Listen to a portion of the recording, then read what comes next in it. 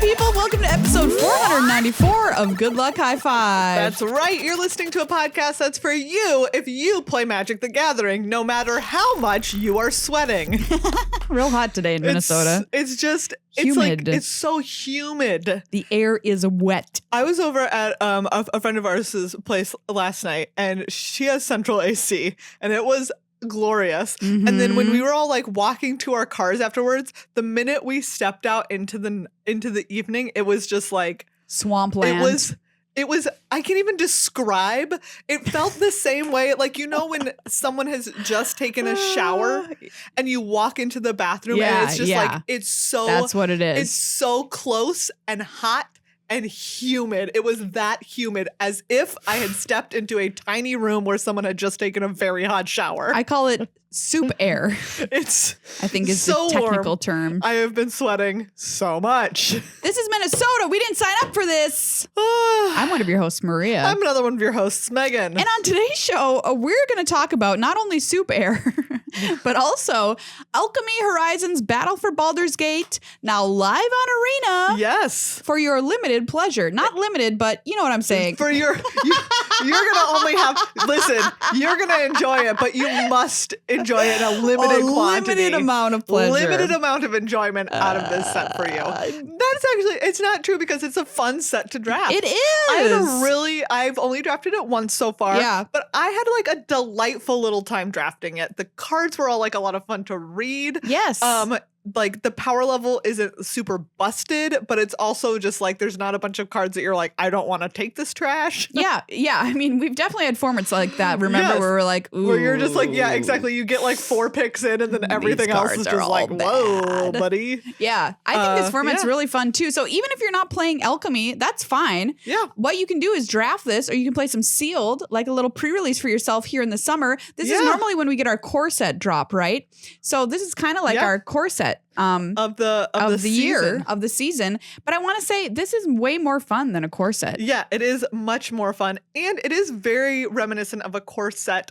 Also, because it has so many cards from Adventures in the Forgotten Realms. Right. So we've already played with a bunch of these cards. Yeah. And then other cards are like different versions of the cards that were released in Battle for Baldur's Gate Commander Legends. Yeah. So they're like different kinds of forms. And then, of course, we get to play with the cool alchemy mechanics, which, to be fair, are very fun. And we're going to talk about them more later in this episode. But I just want to say, like, if you're like off alchemy, it doesn't matter. You can play this in limited. Yeah, it's a good time. You can. I don't even super need the packs. I didn't, as we talked about, I think last time, I didn't get either of the bundles for this. Yeah. Which I usually do for a set, one of them. But I am still drafting it because it is still a good time. Yeah, we were hankering for a new draft format. Yes, we were. Where does the word hankering come from? I don't know. I'm looking it up. Hankering. Etymology. Oh, I'm not the first person to wonder this. No, absolutely. I mean, not. like, nothing is original. What's the saying? There's nothing new under the sun. Okay. Yeah. Well, there's a pronunciation here that popped up. Early 17th century, probably related to hang. Well, that doesn't make any sense. Compare with the Dutch word hunkeren.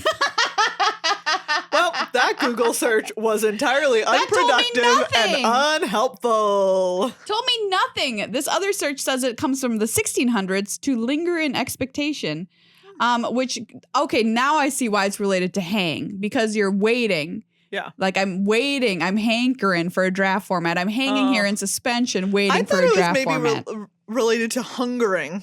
I mean, that does. I'm hungering for a new draft format? Yeah, that's what I would think too. But this one says it's from hang. What's up? But like hunger, hanger, hanker. Hear me out. That's where the word hangry comes from. Yeah, exactly. Right? There you go. Okay, well, I didn't actually expect that. So we all learned something today, everybody. Yeah. You're welcome. You're welcome. We all learned taking that spot in your brain. To be fair, a very minimal something about the situation, but something nevertheless. Thank you to everybody who helps make our show happen every week. Yes. BT dubs. Specifically to the people who are patrons of this show. You can become a patron over at patreon.com/GLHFmagic. Sure can. Is usually the spot where we would name the new patrons in the past week, but we are recording this episode on Friday instead of on Monday. And I just know, even though we don't have any new patrons in the past week right now, I know in my soul somebody's going to be one. Someone is going to become a new patron in the next 2 days, which now that you're listening to this, you can't do it because it will be in the past. Already happened. It will have already happened. Well, but think about it. If it wasn't you, it could be you right now so that we can read your name when we're back and live recording in a couple of weeks. Yeah. So please consider during just these very sweaty months becoming a sweaty patron. Becoming a sweaty patron. Or if you're not sweating, you can become a dry patron.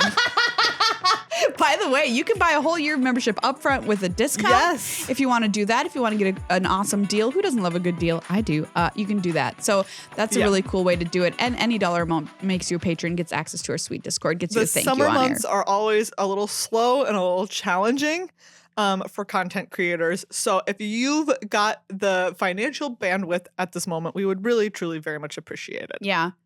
Special thanks too to Card Kingdom, our sponsor for many years, for being just awesome generally. Commander Legends Battle for Baldur's Gate has been out. Yes.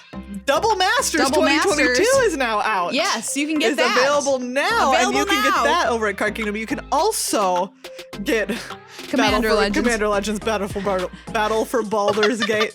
We've talked about how that's unsayable. Is a full sentence completely by unsayable. itself. Just saying. You can get both of those over at Card Kingdom. It's also a great place to pick up some stuff. Maybe you're heading out on a little family road trip. Maybe you're heading out on a little getaway vacation and you're like, hey, I would love to play some magic. Force my family to play magic while we're all sitting in this cabin in the woods. Absolutely. You can do that using their starter decks or their battle decks. Really great, fun, introductory, cheap ways to play. And if you've got a lot of money rattling around in your pocket, you can check out their graded singles. Ooh. Which is, I just opened up the page. I've never looked at that. And I'm like, ooh, look at how cool these are. Nice. Acid Rain, just $700. Just graded 9.5. I'm just like, what is? I don't know. That's what you've got $700 to burn. You're either gonna put it in the fire at your cabin, or you were gonna spend it on something. Buy an Acid Rain. I didn't know what this card was. 3 and a blue destroys all forests in play. Look at that art. That's a great art. I love it. It's an angel melting in Acid Rain. Nice. That's pretty cool. All right, Maria. Yes. It is time for the randomizer. I'm ready to get random. All right. I mean, aren't we all always? I've got a good piece of art for you here. I also have an excellent great. one. Here you go, Megan. Whoa. I've hit the random button on Scryfall and found Megan the most random piece of magic art. Excellent. Okay, this is what I can only describe as a movie still from a 90s teen horror flick. Yeah, it looks like it could be from Stranger Things, honestly. It literally looks, yes, it's like it does, I guess technically the garb that she is wearing, that the woman who's in this frame, the teen who is in this frame is wearing, could be some kind of fantasy stuff, but mostly it just looks like an oversized button down. Classic 90s t-shirt situation. This could be an Animorphs book cover. Exactly, with some big chunky jewelry. And she's like reaching out with her hands like pointed away. And then it's just like looking right at the viewer. And then it's just like echoes of her into the background. Yeah. Like fading echoes of her. There's no background or anything. It's literally just her blank white square, echoes of her in the background. This is the most bizarre piece of magic art. Looks great. This hair is really, it's got a very stylish like wave to it. 90s wave. Again, straight out of Degrassi, okay? Straight out of this character is straight out of Buffy the Vampire Slayer. Okay, what do you think the name of this card is? Echo. Well, that's a great guess. Yeah. The name of this card is actually Life Burst. Life Burst? Okay. Life Burst is 3 and a white. I know, I just gave you so much information. Life Burst is 3 and a white. If you're about to die, instead you gain 10 life. Oh, wow. That's a great guess. It is an instant. Instant. Yeah, it's an instant for 1 and a white. Target player gains 4 life, then gains 4 life for each Life Burst card in each graveyard. Oh, so yeah. All right. Like, you could gain 10. Obviously, it is a life gain card. Yes, obviously. This card is from Odyssey. Okay. The flavor text says, as uplifting as a mystic's dreams. I mean, this art, I cannot get over. John Avon. It literally just looks like a still from a 90s teen. Mr. Land himself, John Avon, drew this. And I mean, it looks like it's she from must have been a really minor character in I Know What You Did Last Summer. I was going to say she's obviously on Are You Afraid of the Dark or something. Yeah. Great. All right, Maria, are you ready? I'm so prepared. Show me. We pulled some good ones today. These are some good art. Is this? I don't know. I don't know. Unbelievable, everybody. What's happening here? Okay, there's a window. It's cold outside. It's frosty. The window's frosty, but it's open a crack. In the distance, we can see snow-covered trees and mountains, snow on the ground. But no, that's not all that's in this art, because knock, knock, knocking, trying to get his little creepy shadow fist in through this window is none other than Slender Man. That's a Slender Man with big glowing orb eyes. And a witch hat. It's a long, tall, spindly, dark figure in a witch hat with glowing eyes trying to get its creepy little demon arm in through your winter window. That is all that is happening here. Wow. He is very eerie and very spooky, but also kind of so weird that he's not spooky. It's not spooky because he's really just kind of cute. Yeah, in a he's long, just kind of spindly way. Yeah. Okay, the name of this card is God, what is it? It's called Frosty Spectre. Frosty Spectre. Okay. Frosty the Spectre. It is called Diabolic Vision. Oh, well, okay.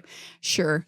This is a black card. It costs 4 and a black for a 4/5 creepy demon, creature type creepy demon, Creeman, if you will, with the text, when creepy demon, wait, no, what was it called? Whatever, card name comes into play, another creature you control gains Swamp Walk. Oh. To creep on over in through your frosty window. You are so exceptionally wrong. This is blue and a black for a sorcery. No, it's not. Look at the top 5 cards of your library. Put one of them into your hand and the rest on top of your library in any order. That's not what this card does. I know, it's the dumbest thing I've ever heard. That's really weird. It's like this art, it feels like they literally just clipped the art from something else. Maybe they did. I mean, maybe they did. What set is this from? Ice Age. Okay, yeah, I was going to say it's definitely from Ice Age. That is the least sorcery-looking card I've ever seen. Absolutely. And also, like, why is it Diabolic Vision when it just does a normal blue thing? Why is it a black spell when it does a normal blue thing? I don't know. Yeah, I don't know. Why is there a creature in the art? Yes. I mean, sometimes there is for instants and sorceries, but he the vision. But okay. But like, no, it's weird. It just seems weird. It is weird. Maybe it was for a creature card and they changed it. Maybe it was. Anyway, this card has been reprinted. Very strange. And it needs another reprinting. Yeah, we just need to see it again, please. I think it's totally fine if it's not with this weird art. Yeah. I'm sure, like, this card is a classic card. It just looks like a blue card. You're right. Exactly. It just does what a blue card does. It does what a blue card does. I don't know that it would be reprinted because they're like, this is just blue. Why is it blue black? Yeah, I don't know. Yeah. Great options for today. Great. Some really stellar artwork. We love artwork from the past. Oh, it is so good. Sometimes so deeply incomprehensible as to be entirely delightful. And that's my favorite kind of art, you know? Yeah, absolutely. All right, Maria, before we dive into archetypes, tell us about this deck that you had in your sealed pool. Yeah, so I played some Alchemy Horizons Battle for Baldur's Gate, full sentence, and I played it sealed because I wanted the full pre-release experience. Also, I bought the Mastery Pass, so I had to get my money back. And I did with this sealed. I got 7 wins with this lovely little Rakdos deck. Yeah, nice. Which, if you remember Adventures in the Forgotten Realms, Rakdos was a very strong archetype. Yeah. And proceeded to be here too, even in sealed, which is normally a bit slower than draft. Mm-hmm. So I had a bunch of 2-drops because you just want to get yourself some 2-drops in a Rakdos aggressive deck. Yeah. Cards like Guildsworn Prowler, which is 1 and a black for a 2/1 with Death Touch. And if it dies when it was attacking, you draw a card. Mm-hmm. Which is basically everything you want because it's got Death Touch, so it can get through any big blockers, and you don't care if it dies because you just get your card back, which is really fun. Welcome back, Horde Robber, the 1/3. That makes a treasure when it connects. Put that in the deck. Sepulchre Ghoul, which is a 2/2. You can sack another creature and then give it +2/+2, which is a great card. Yeah. 2 copies of Dragon's Fire, which is a fabulous removal spell for on the cheap. 2 copies of our old friend Valor Singer, which is a 2/3 that gives +1/+0 at the start of your combat. So just classic value early plays to push through damage early on in the game. My new best friend in my 5-drop slot, Warriors of Tiamat. Yes, I drafted 2 of these. Overperform. Because double team says draw a card that is a creature. It's a 4/2 with double team and haste. Yeah. And already, right, imagine like you attack with this and you get another one, and either they just have to take 4 or they trade with it, but then you have another one. Yes, I think this card's great. Great card. I love this card. Yeah. I think double team is a very, very strong mechanic. Yeah, I agree. And then, of course, it just gets pushed above and beyond if it has haste. Yeah. And this is the kind of card that you're like, this card's, you wouldn't normally play this if this did not have double team. Yeah. You'd just be like, no, you'd be like, this card is not great. It's like, okay, they're going to trade for it, whatever. But yeah, because it has double team, excellent. And then at my top end, to really send things home, I of course had a bomb rare, which you gotta have, gotta have a bomb rare. You don't gotta, but it really does help you get to those 7 wins. The Hourglass Coven. Yeah, so I was just looking at this. This is 4 black for a 3/3 legendary creature Hag Warlock. When the Hourglass Coven enters the battlefield, draft a card from the Hourglass Coven spellbook twice, then put those cards onto the battlefield. Other warlocks you control get +1/+1. Right. This card is straight up busted, and I don't know why it's a rare. It should be a mythic. Yeah. And even then, I would say it's too good. Yeah. So, and it's spellbook in case you're wondering, like, what is it? There are a bunch of other hags. There are a bunch of other 2/2s. Yes. Which are a bunch 3/3s. of other 2/2s, which are 3/3s. And they all have at the beginning of your upkeep triggers, which are all just very good. Each opponent loses 3 life unless that player sacrifices a non-land permanent or discards a card. What? Busted. Yep. And these go onto the battlefield. They just go into play. Each opponent discards a card, create a 1/1 black skeleton creature token. These are all options. Whatever you want. Target creature an opponent controls gets -2/-1 until your next turn. Right. Like warlocks Doesn't matter. Have menace. They're all great. Oh, wild. So good. You get 3 of these options out of all of these spellbook cards, and you do it twice, so they'll swap themselves around. So you get a different combo the second time. So you have 9 power put out onto the board for 6 mana. That's absurd. And you get those upkeep triggers that Meghan was mentioning. Yeah. And you can adapt them to whatever scenario best fits your board state and what's going on with your opponent. Do you want them to discard? Do you want them to lose life? Do you want them to have menace? Whatever you want, she's got you. This card is you bonkers. can't even, right? Like, what? You kill this card, or you kill one of the other 2 that has the best ability, and you still have the other 2. You still have the other 2. This card is so absurd and limited. I'm going on the record. I don't know what they were doing. This card is too good. Yeah. I think I agree. I just think it's too good. This card is too good. I think it should have just been 1. Like what? Like it hasn't entered the battlefield trigger. Yeah. I don't understand. What else are you going to do about it? So even though this card brought me to victory, it was extremely fun to play because it's just busted. Yeah. Normally cards are just like 1, like a giant dragon at Mythic. Yeah. You're like, oh, well, at least I can kill it. Exactly. Nope. Not so with this one. And a lot of the removal in this set is enchantment-based removal. So I'm going to say soft removal. So even if you charm sleep this thing, it doesn't matter because she's still going to give her +1/+1 buff to the other 2 hags. Yeah, exactly. Wow, Maria, no need to talk about them like that. I know that we're upset at their power level, but wow. So if you see that card, Windmill Slam, I don't know. I haven't seen all of the rares and mythics in the set, but I'm going to go on early record that it might be the best. Yeah, that's anyway, wild. So there you go. That was at my top end. Other exciting stuff. Knoll Hunting Party. We previewed this card on the show a few weeks ago. It has double team. When it attacks, it's a 4/4. It has first strike. Yeah. So you can get through for that double team attack. Gut Fanatical Priestess is a 4/3 for 4 red. Oh, yeah. I love this card. It's very good. When it comes down, you can choose another card. Doesn't even have to be Gut herself. It can be another card that fights something from your opponent. Okay. And then it has Specialize for 5 to turn into something else. Well, it doesn't turn into something else in this case. It takes the card that it fought and it gives it to you with a bonus. So it will have trample, it will have haste, it will have flying, and then you exile it at the end of turn after you've used it one time. Yeah. But whatever. Yeah, it's just really good. Great. It's all gravy. One final note from this excellent deck is I wanted to mention the lands in this set, the special lands. In this case, I had the black one, which is Gate of the Black Dragon, but they all do the same thing. You just pay to seek a non-land card for like... You can only do it once. Do it one time, but you just get it. It's great, though. Like, I love it. Yeah. You love a land that does something. Yeah, it goes and gets you a card of value from your deck later in the game if you have nothing else to do for a turn. Nice. So draft those lands, everybody. Pick those lands. They're really good. And this deck was so excellent. I just like never felt in danger hardly ever playing it, which is pretty cool. So, and it was very, very fun to play. I'll add that on top because sometimes quote unquote core sets can be a little bit meat and potatoes. Yeah. A little boring. This was not boring. Let's talk about the archetypes in draft. Yeah. If you want to head out and draft this, what you gonna do? What you gonna do when you go for it? When draft come for you. Yeah, exactly. All right. So we'll start off with the archetypes and their signpost uncommons, which is a phrase that's always used to describe what is an uncommon card in this color pair that kind of points you at what does this deck's color pair want to do. Exactly.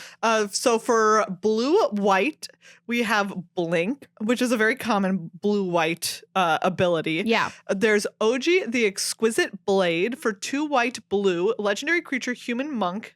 There are 2/3.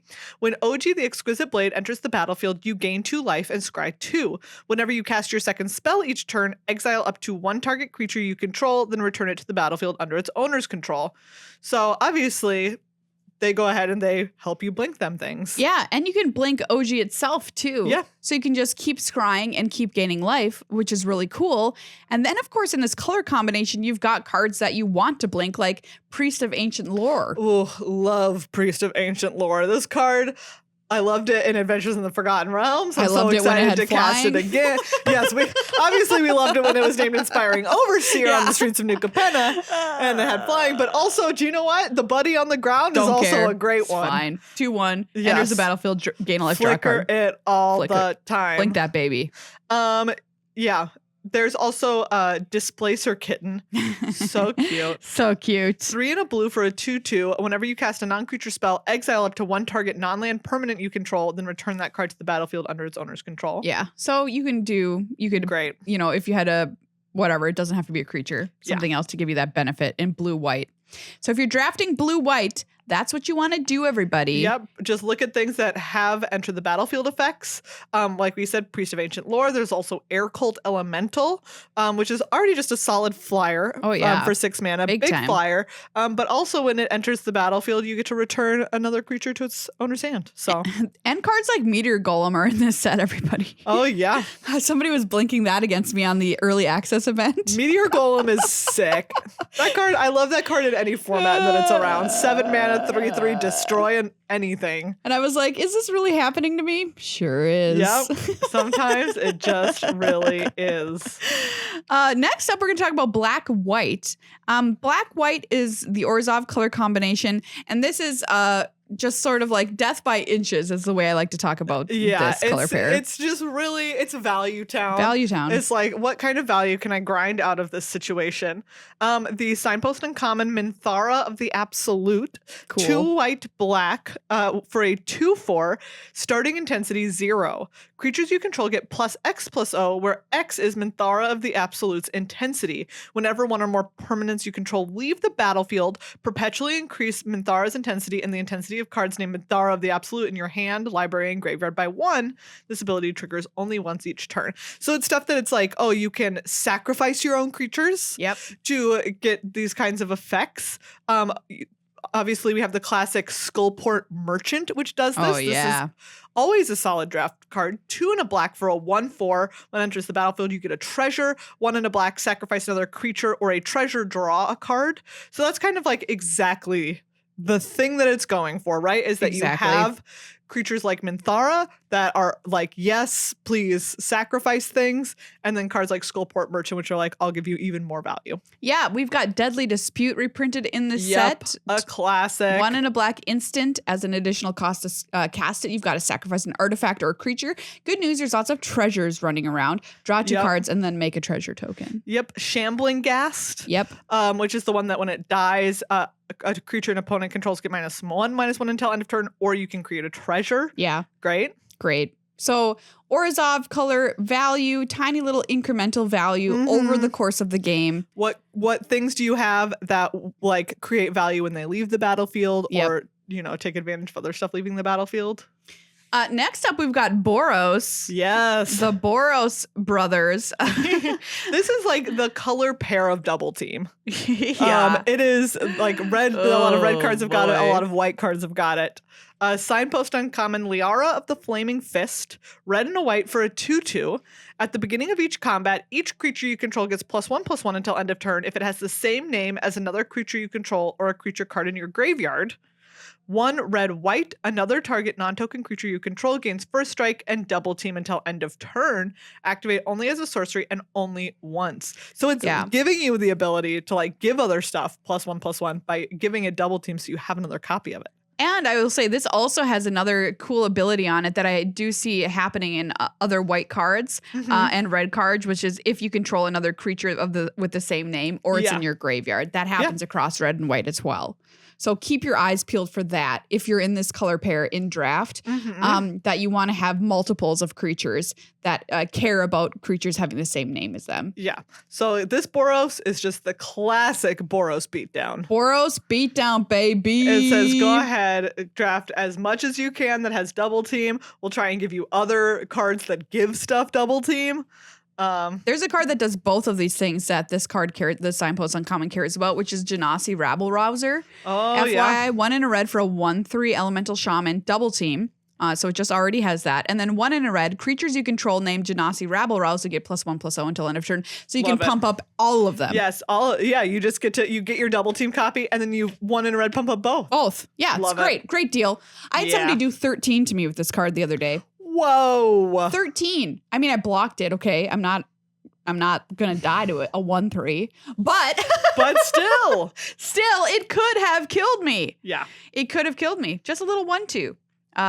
Really, really cool.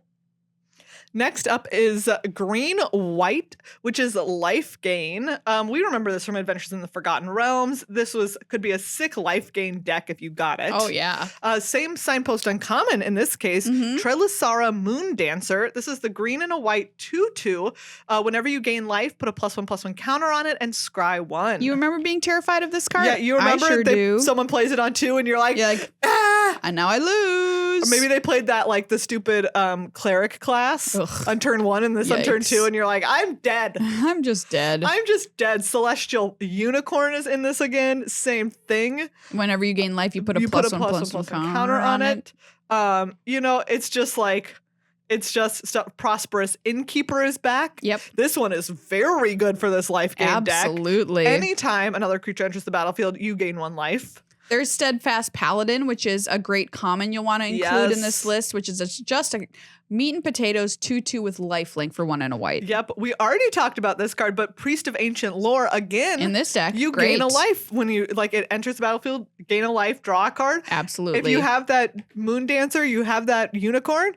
Just put a frickin' counter on it, man. 100%. Put a frickin' counter on it. And then there's just cards that randomly have lifelink that are just good anyway. Well, good. They're big. There's Hill Giant Herd Gorger. Yeah. 4 green for a 7/6 giant. When it enters the battlefield, you gain 3 life. That's like just tacked on there.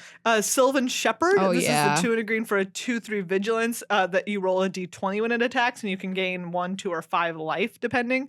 Lurking Roper, which is the big old 4/5 for 2 and a green. That you wrote the flavor text on. That I wrote the flavor text on. That's very true. And whenever you gain life, you untap it. Yeah. So like lots of incentive to be in life gain in green-white and lots of incidental ways that are giving you the ability to gain life to get your engine rolling. Yeah. Even if it's just tacked onto a 7/6 randomly.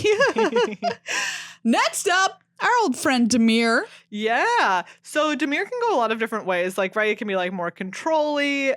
It can be a little bit more roguey. And this is roguey, roguey. Roguey sounds like the name of a robot. Anyways, this is a little bit more the second one, right? It has Curdle. Yes, the Signpost uncommon. I loved this card in Adventures in the Forgotten Realms. It's really good.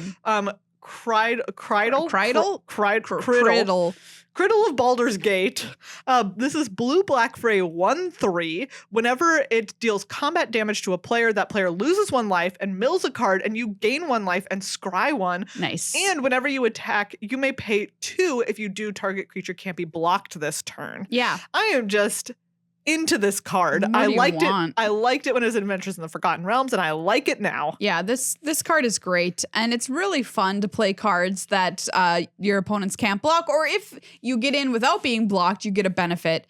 Soul Knife Spy has been reprinted in this set. Yep, but whenever it deals combat damage to a player, you draw a card. Nice. So yeah, just like some classic stuff like that. You want to connect, even if you're just chipping away for just a little bit of damage. Again, like that was just a 1/3, but your opponent loses 1 life and you gain 1 life. Like that's a big swing for this 2-mana 1/3 when it connects. Yeah, for sure. There's lots of fun rares in this set too that encourage you to attack and like with unblockable creatures. Yeah. And then I'm trying to think of this one that'll give you that has Specialize as well. Oh yeah, I drafted a copy of this card. It's a 2/1 and then it's Specialized for 5. So it can't be blocked if it's attacking alone. And then if you pay the Specialized cost, it turns into, like really dumb where like you can if you exile an instant or sorcerer, your entire team gets like +1/+1 counters or whatever. Stuff like that. Like nonsense. It is quite good. Utter nonsense. Utter nonsense. Up next, we've got Is It, which you drafted. Yeah. This is I like Is It. In this case, it's like Adventure Dragons. Sounds fun. Is its jam. Sounds like a good time. As you can see in Lowe's hand, Dragon's Legacy, which is the Signpost uncommon, 3 blue-red for a 4/2. I have a copy of this buddy in my deck. Nice. Flying, whenever you cast an adventure spell or a dragon spell, Lowe's hand Dragon's Legacy deals damage equal to that spell's mana value to any target that isn't a commander. Wow. Yeah, right? That's really good. It's like pretty sick. Obviously, right? We have Dragon's Fire, which we already talked about. Just an excellent removal spell that deals 3, or if you have a dragon in play or you reveal a dragon, it deals damage equal to its power instead. And I'll say that dragons in this set are not just flyers that are dragoning around in the air, everybody. No, there are random stuff is dragons. Tons of dragons. I think the one that like always gets me is the one that is from Adventures in the Forgotten Realms, 3 and a red for a 4/3. Jaded Sellsword. Jaded Sellsword. It has haste if you cast a treasure. Like, that's just a big old dragon that can do dragon things. Yeah, there's random dragons, everybody. So, like, look out for that if you've got a Dragon's Breath. And I love seeing dragons in blue. We've got Dragonborn Looter. There's a big dragon looter. Yeah. Love a good looter. Exactly. So, great stuff. Yeah. Fun things happening. Dragons. Spells matter. There's a cool draw spell that if you have a dragon, you reduce the cost by 3, which is really cool, and you draw 3 cards. So I feel like that would be up your alley. Yep. Something's drawing cards. Something's selling me. You know, I like drawing cards. Up next, Simic. Classic Simic doing classic Simic things.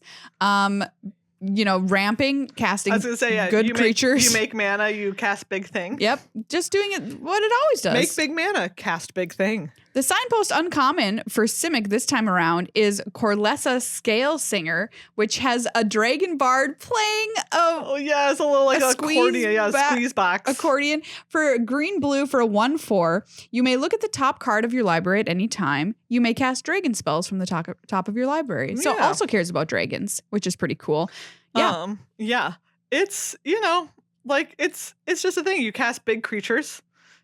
Which is the thing you want to do, like owl bears. Love an owl bear. Love an owl bear. This is 3 green. When it 3 green for a big guy. A 4/4. Yes. When it enters the battlefield, you draw a card. And there's also an owl bear shepherd in this color. In green, 2 and a green for a 1/4. At the beginning of your end step, if creatures you control have a total power of 8 or greater, draw a card. Yeah. You want to also cast stuff like Dread Linorm, which is 6 and a green for a 7/6. It can't be blocked by creatures with power 3 or less. Yuck. It has Scale Deflection as an adventure spell. Put 2 +1/+1 counters on target creature and untap it. It gains hexproof until end of turn. Nice. Right? Sword Coast Serpent, another big 7 mana 6/6 beefer. So yeah, just cast big things. When Wendy's was like, "Where's the beef?" This is where this it deck was like, here it is. It wasn't in their hamburgers. It was in this deck. 15 years after that slogan. It was in this deck the whole time. We've been on a slogans kick. We really have. What have been all of the Wendy's slogans? I'm going to look Where's them up. the beef? There's a great website called Slogan List, which I've been looking at these on. Oh. Which I think is really, really fun. Wendy's, it's better here. Oh, I feel like I've heard that. I mean, very straightforward. Yeah. Like also, no messing around. Now that's better. Which is a worse version of that. That's a worse version of the same one. Okay. Of course, where's the beef? Yeah, famous. We know it. Qualities are recipe. Pretty basic. These are pretty generic. Deliciously different. Do what tastes right. I'm going to have to disagree with you there, Wendy's. That's a dangerous one. You can eat great even late. True of a lot of places now, not just Wendy's. Not just Wendy's. And then the best burgers and a whole lot more. What is it, Wendy's? Yeah, what's the whole lot more? What is the whole lot more? It's better than fast food. It's Wendy's. And I remember that this one in Canada, it's way delicious. It's Wendy's with like 100 A's. Great. The Canadians needed their own. Yeah. I wonder when they'll change their slogan to "Sir, this is a Wendy's." Like, just hear me out, Wendy's. You should go ahead and just adopt that as your slogan. It is Wendy's, your slogan. Sir, this is a Wendy's. I mean, they've got one of the best social media accounts for a big corporation. Sir, this is a Wendy's. I would love that. Especially it'd be very funny. If they leaned into it with like a commercial campaign or whatever. Yes. When somebody's like telling them their life story or whatever, and they're like, "Sir, this is a Wendy's." And they're like, "Oh yeah." And also like whatever your Wendy's burger is called. Whatever your Wendy's burger. Are they the square patty? Yeah. But don't they have a name? I don't know. A Wendy burger. It can't be that. Yeah. People are screaming what it's called right now at their device. Okay, Rakdos, black red. This is Treasures Matter. Yes. We have the return of Kalain, Reclusive Painter. Welcome back. Black red for a 1/2. When it enters the battlefield, create a treasure token. Other creatures you control enter the battlefield with an additional +1/+1 counter on them for each mana from a treasure spent to cast them. There's a rare, which I also had in my deck, which I failed to mention when we were talking about this, which is Grim Hireling. This card is bonkers. 3 and a black for a 3/2. Tiefling Rogue at rare. Whenever one or more creatures you control deal combat damage to a player, create 2 treasure tokens. Black, sacrifice X treasures. Target creature gets -X/-X until end of turn. Activate as sorcery. Wild. Just That's kill so stuff. good. Yes. Just kill stuff. We already talked about Skullport Merchant, which of course is, you know, you can talk about it all day. Yeah, I can talk about it all day. So good. Really excellent. And there's threaten effects in red, which allow you to steal your opponent's creature and then sacrifice them to the Skullport Merchant. Yeah. So you get to draw cards and just sacrifice your opponent's creatures, which is always a really fun way to spend a Thursday. Yeah. You know? Specifically a Thursday. Don't do it if it's not a Thursday. If it's not a Thursday, I don't want to hear about it. It's not a Thursday, don't do it. I just think Rakdos is just such a fun combo in this set. I mean, I would, first of all. But second of all, it just is. Yeah. Yeah, I really had a great time with this deck, and I think you will too. Treasures is a fun sub-theme for Rakdos. Next up is Golgari. This is graveyard shenanigans. Put your cards in them graveyard. Put your cards in them graveyard. The signpost uncommon is Kaga Shadow Arc Druid. I really just ran with however I wanted to say those words in that name. I accept it. 2 black, green for a 1/4. Whenever it attacks, it gains Death Touch until end of turn. Mill 2 cards. Once during each of your turns, you may play a land or cast a permanent spell from among cards in your graveyard that were put there from your library this turn. That's just a really solid frickin' ability. Yeah, man. it is. For real. Like that's just... You just get to cast things. And people are out, people get down on graveyard stuff. They're like, oh, we get down on graveyard. Graveyard, who cares? Golgari's always messing around the graveyard with their dirty little dirt hands. But I think that this is a really good strategy in this format. Early days. You have Summon Undead, which is 4 and a black at common for a sorcery. You may mill 3 cards, then return a creature card from your graveyard to the battlefield. Yeah. Like just straight up slap it down. And we were already talking about stuff like Dreadlin Orm, which is the big ol' 7/6. You've got the Black Dragon, which is 7 mana for a 4/4. When it enters the battlefield, target creature an opponent controls gets -3/-3 until end of turn. Like imagine you can just for 5 mana slap that guy onto the battlefield. Kill something. Exactly. Yep. Or maybe you played it once, they kill it, and you put it back in. It back. You just put it back there. One of the rares that I played against in this set, in this archetype, is the Altar Ball, aka the Baldur. 1 and a black. We talked about this card because it's Adventure, which is Bone Offering. 2 and a black for a sorcery. You make a 4/1, tap Skelly with Menace. And then its actual text on its artifact side. 2 and a black, tap, exile a creature you control, return target creature card from your graveyard to the battlefield as sorcery speed. Yeah, you can just get rid of your stuff if you want to sack it to Skullport Merchant or whatever, and then just get it back with the Bolter. Great. Like my opponent was boltering me every other turn, and I was like, this is starting to get really annoying. And really good. It's a good thing. And last up, of course, is Gruul. It's just a big old smashy. Gruul smash. Boros classic little guy aggro. Yep. Gruul say big stomp. Big boy stomp. Thrakus the Butcher. I always go to Thrakus, man. Yeah, man. Great cuts. Thrakus got the meats. 3 red green. Also a Wendy's slogan. Thrakus got the meats. Include Thrakus. Wendy's. Thrakus got the meats. People are like, who's Thrakus? 3. Sir, this is a Wendy's. Eat your square burger. For 3/4. Trample. Whenever it attacks, double the power of each dragon you control until end of turn. And it itself is a dragon, obviously. Yeah, so that's another sneaky little dragon in there. Big old dragons. Sneaky dragons coming at you right and left. And you're going to have double team because you've got red in here. Pack Tactics is also back, which is very good. Tactics. Yeah, which is also very good in this color pair because it wants total power 6 or more, and then you get some bonuses. And it's just, it can do that real quick. It says, here are some big beefies. Yeah, and it helps you out by getting your creatures big on your turn for those bonuses, like Circle of the Moon Druid reprint, 2 and a green for 2/4, Human Elf Druid, bear form. As long as it's your turn, Circle of the Moon Druid is a bear with power and toughness 4/2. Yeah. Stuff like Hobgoblin Captain, which is 1 red for a 3/1. Pack Tactics, whenever it attacks, if you attack with creatures with total power 6 or greater this combat, it gains first strike. Like just excellent stuff, I want to talk about a removal spell that's really good in red. Now you have Dragon's Fire, which is obviously just very good. So solid. There's also in red Mephit's Enthusiasm, which is a very funny name for a removal spell. 1 in a red for sorcery. So it's sorcery speed, but whatever. You're not going to care after you read it. It deals 4 damage to target creature or planeswalker. If excess damage was dealt this way, note that excess damage. Then you get a boon with when you cast your next creature spell, it perpetually gets +X+O, where X is the noted number. Nice. So it's great. So just 4 damage for 2 mana. Yeah. And then you probably at least get a +1/+0 on your next creature you cast. Great from the stuff. boon off of it. Yeah. Yeah. So green, red, solid beatdown deck. There you go. There's a look at the draft archetypes. So if you're heading into draft, and these apply to sealed as well, synergy, always a good thing to have. Always. Keep in mind what we've said here today to help you craft your decks to help you get those dubs. Get those dubs. Wendy's, get those dubs.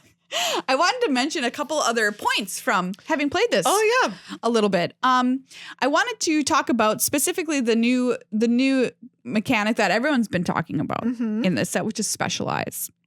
So Specialize is where you pay, discard a card. It turns your card into some other version of itself based on the color of the card you discarded. Yeah.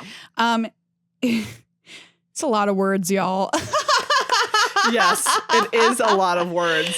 I was playing the early access event and I was like, how do you see what, the Specialized versions are? You right click it. It's the answer. And then you can click a little box that says show the alternate versions. And it's a lot to read when you've got 6 cards that pop up on your screen with a box of text. Yes. If I was a new player, I would be like, what is this? Just pass out. It would not compute. Stone cold. I would fall face first onto my mechanical keyboard. And it would make a lot of noise. It would be very noisy. But yeah, I mean, I think Specialized is cool, but I think it's this is just too many words. Is there a way we can represent what these other cards do without, maybe like the part that's relevant is highlighted in a different color, Yes, so because there is a lot of it is like a repetition. It's the same with one change. Yes. Yeah, so it would be helpful maybe to people. So then that's easier to see. To parse. It's just a lot. Yeah. Fair enough. Like I said, I think it's cool, but like that is just too much. I'm going to go on record and say that is too much. Yeah, it is. It's a lot. And I'm not one to jump out and say that because I like that Magic is the most complex card game. Yeah. And I like that they've pushed it in that direction in recent years. But sometimes you got to realize you got to reel it in a little. You've gone over the cliff a little bit. There's a big fish on your line and you have to reel it in a little. If it's the first, second, or third, fourth time you're playing with that card, you have to look at all of it. You've got to read all of them. All of it. And if your opponent has one, you've got to read what your opponent could possibly do, right? All of it. It's a lot. So, yeah. Fair enough. Anyway, I just wanted to say that. I also wanted to point out that about removal in this set. A lot of it's enchantment-based removal in blue and in white, which will tap down your opponent's creatures. And I wanted to note that Clever Conjurer is better than it normally is in this set. 2 and a blue, 2/3 Gnome Wizard with Mage Hand, tap, untap, target permanent not named Clever Conjurer, activate as a sorcery. Yeah. That can get your creatures that have been slept to wake back up and attack again. So I just wanted you to know that. And a Minimus Containment, which is the white removal spell for 2 and a white, which turns your opponent's creature into a treasure. Never good because you're giving them something, but like you're in white, so sometimes you got to pay the price for drafting white. But even worse than it has been because of the treasure sub theme. In this set, there's so many ways to use treasures. So just keep that in your skull. We've already talked about double team being better than expected. Yeah. And there's a card in this set, Kobold Warcaller, which gives haste perpetually to cards in your hand. So if you're drafting a cool double team deck, that's a great card, even though it's a little 1-drop, to add in to give your double team creatures haste. Because if you're just playing it and attacking with it and getting a copy in your hand. Wow, is that card good? Solid stuff. So those are Maria's tips from playing a few times. If you've noticed anything from playing, feel free to tweet at us at GLHF Magic. Let us know your tips and tricks to drafting Alchemy Horizons, Battle for Baldur's Gate. Full sentence. We've reached the point in this space journey where we turn off the engines and just kind of drift for a while. We just drift. Okay. No, we're going to thank Ultra Pro. Yeah. So we've got here, they have a bunch of stuff that's just come out thanks to Battle for Baldur's Gate and Double Masters. Yeah. Right here, Maria's holding an enormous, gorgeous Double Masters binder that has Liliana and Aminatou on it. This is really, really pretty. Yeah. And this really thing cool. It holds every card that you own? Every card that you own. Is that official? That's what it just says on the binder. Every card you own. It holds 480 cards. Yes. I have here a playmat with our little pirate captain Mind Flayer. Ooh, nice. Love that guy. I have a deck box here with Tasha. Oh yeah. You know, I love Tasha. She's my avatar right now. Oh, like look at her. She looks great. She looks really great. Cool. Very cool. So any way that if you want to celebrate some of your favorite new characters or cards from Double Masters or from Battle for Baldur's Gate, they've got you covered. Yeah, they've got tons of awesome stuff. You can check out their website, ultrapro.com. There's a link in our show notes. And if you use the code GLHF at checkout, you get 5% off whatever you buy. So make sure you use that, everybody. Use it. I don't want you not getting a discount, okay? Okay. So go use it, get a discount. Go use it. They've got so much cool stuff on that website. You could get lost like looking through all of the stuff they make. There's so much stuff. Because it's truly infinite. Yeah.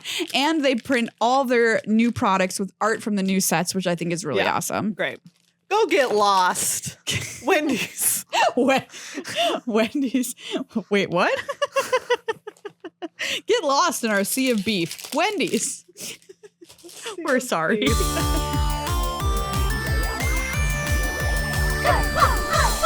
Hey, guess what? Woo! I'm going to turn the engines back on because this podcast is jetting on out of here. Oh, wow. Warp 9.9. Ooh. Really stepping on it. Spooky. But not 10. Nope. Don't want to turn into a lizard. Thank you so much. Accidentally travel to the edges of the universe. Yeah. Where your thoughts become things that are real. I thought for what when you said that, I imagined that we were in Truman Show and the edge of the universe was like the wall of Truman Show. That we're bumping up against in our boat. Yeah.